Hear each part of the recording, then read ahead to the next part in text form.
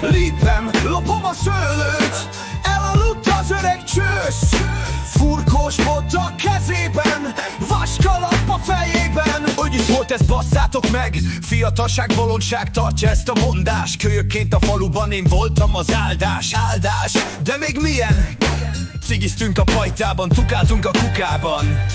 Szívtunk, basztunk mindenre. Kiártunk mi a kedve szőlőt lopni. A csőszlánynak kunciát nagyon kellett tolni. Szerette a bogolyós gyümit, itta is a levét, mozgatta is miatta serényen a fejét. Aztán jött az öreg, kezében a kapa, meglátott ő minket, mi az Isten fasza? Lépem, lopom a szőlőt, elaludt az öreg csősz. Furkós volt a kezében, vaskalap a fejében. Lépem, lopom a szőlőt, elaludt az öreg csősz.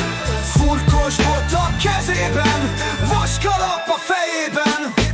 Furkos botot szerette a lány, az öreg fejében ott volt a talány. Ki volt ez és mit csinált, kinek okozott ezzel kárt? De a kislány raffinált és mindent kitalált. Lopták a szőlőt, nem volt itt semmi, nem mert elmondani, mit kellett bevenni.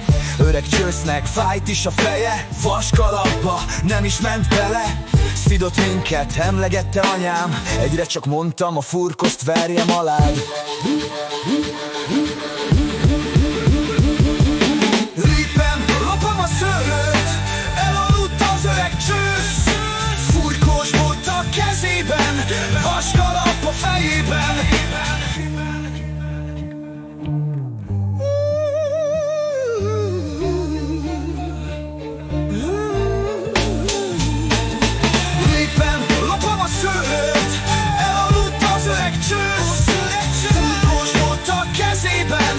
Vaskalap a fejében.